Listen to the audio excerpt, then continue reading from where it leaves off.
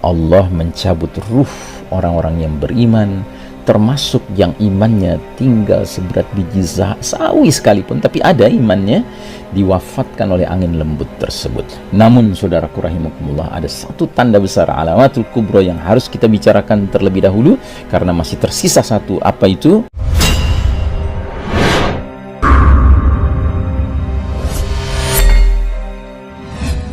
Dari Abu Hurairah radhiyallahu anhu, bersabda Rasulullah sallallahu alaihi wasallam, "Innallaha yab'atsu rihan minal yamani alyana minal harir, fala tad'u ahadan fi qalbihi."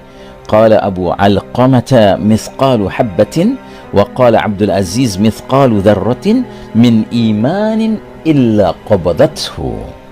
Sesungguhnya Allah mengirim angin dari Yaman yang lebih halus daripada sutra, tidak membiarkan seorang pun yang di dalam hatinya.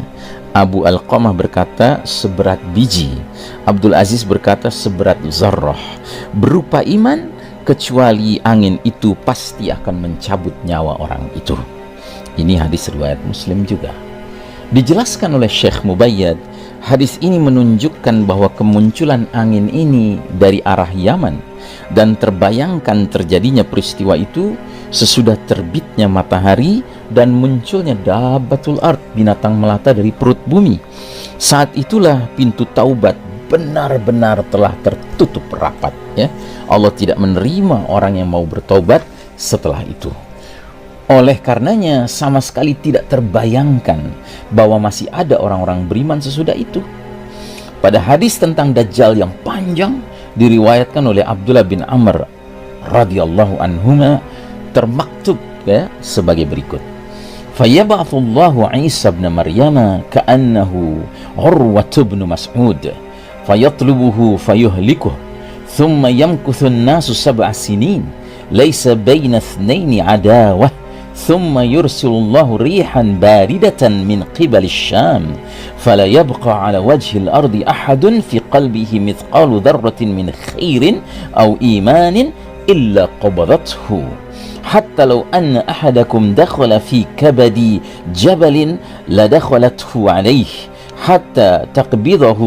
قال: "سمعتها من رسول الله صلى الله عليه وسلم." قال: "فيبقى شرار الناس في خفة الطير وأحلام السباع لا يعرفون معروفا ولا ينكرون منكرا فيتمثل لهم الشيطان فيقول: ألا تستجيبون؟ فيقولون: فما تأمرنا فيأمرهم بعبادة الأوثان وهم في ذلك دار رزقهم حسن عيشهم ثم ينفخ في السور فلا يسمعه أحد إلا أصغى ليتا ورفع ليتا. قال: وأول من يسمعه رجل يلوط حوض إبله. قال: فيصعق ويصعق الناس ثم يرسل الله أو قال ينزل الله مطرا كأنه الطل أو الذل نعمان الشاك فتنبت منه أجساد الناس ثم ينفخ فيه أخرى فإذا هم قيام ينظرون. Artinya, kemudian Allah mengutus Isa ibnu Maryam alaihissalam, seolah-olah tampilannya seperti Urwah bin Mas'ud. Kemudian Isa mengejar Dajjal, lalu berhasil membinasakan Dajjal. Selanjutnya orang-orang menjalani kehidupan setelahnya selama 7 tahun. Tidak ada permusuhan walau di antara 2 orang sekalipun. Kemudian Allah kirimkan angin yang sejuk dari arah Syam, maka tiada terasa di muka bumi ini seorang pun yang di dalam hatinya ada kebaikan atau iman walau seberat biji, kecuali angin itu akan mencabut nyawanya.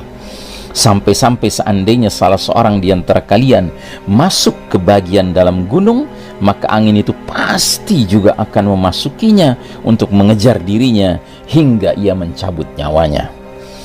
Dia berkata bahwasanya dia mendengarnya dari Rasulullah sallallahu alaihi wasallam. Nabi bersabda, maka tersisalah orang-orang jahat berada yang dalam keadaan seperti kesigapan burung dan naluri binatang buas, tidak menganggap baik perkara ma'ruf dan tidak mengingkari kemungkaran. Syaitan pun menjelma kepada mereka, kemudian berkata, maukah kalian menyambut seruanku? Mereka bertanya-tanya, apa yang kamu perintahkan? Maka syaitan menyuruh mereka menyembah berhala, dan dengan penyembahan berhala itu mereka akan memperoleh limpahan rezeki dan bagusnya penghidupan. Lalu ditiup sangkakala, tiada seorang pun yang mendengarnya kecuali memiringkan dan mengangkat lehernya.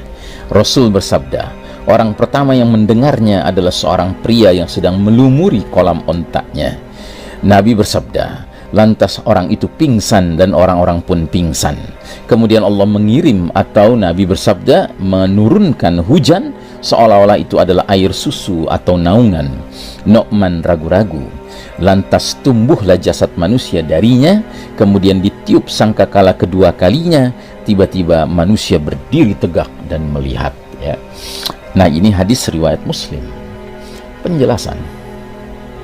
Hadis ini menjelaskan bahwa angin tersebut terjadi setelah era Isa alaihissalam, dan telah diterangkan juga oleh hadis-hadis lainnya bahwa terjadinya angin ini menjelang as-sa'ah, sudah dekat sekali as-sa'ah akan terjadi. Akan tetapi di sini hadis di atas menjelaskan bahwa angin tersebut berhembus dari arah Syam, berbeda dengan hadis yang sebelumnya dari arah Yaman, sehingga mengandung kemungkinan ada dua angin. Mungkin saja angin tersebut berhembus dalam waktu yang sama tetapi muncul dari dua arah, ya. Atau permulaannya terjadi dari salah satu di antara keduanya, ya, iklim kemudian sampailah ia pada arah yang lain dan menyebar darinya. Allah yang lebih mengetahui, wallahu a'lam bishawab. Nah, jadi saudaraku rahimakumullah, ini adalah peristiwa yang menandakan benar-benar dunia akan berakhir. Peristiwa dahsyat kiamat akan berlangsung, ya, yaitu Allah mencabut ruh orang-orang yang beriman, termasuk yang imannya tinggal seberat biji sawi sekalipun, tapi ada imannya, diwafatkan oleh angin lembut tersebut, sehingga yang tersisa di muka bumi hanyalah syirarin nas, orang-orang yang paling buruk, orang-orang yang paling jahat. Mereka akan melakukan aneka kemungkaran tanpa batas, ya. Dalam satu hadis dikatakan mereka akan bersetubuh di jalan-jalan laksana keledai, tidak ada yang menghalangi mereka. Nah, atas mereka inilah peristiwa dahsyat kiamat terjadi. Namun saudaraku rahimakumullah, ada satu tanda besar, alamatul kubro, yang harus kita bicarakan terlebih dahulu karena masih tersisa satu. Apa itu? Yakni adanya api dari Yaman menggiring manusia ke tempat mereka berkumpul, ya.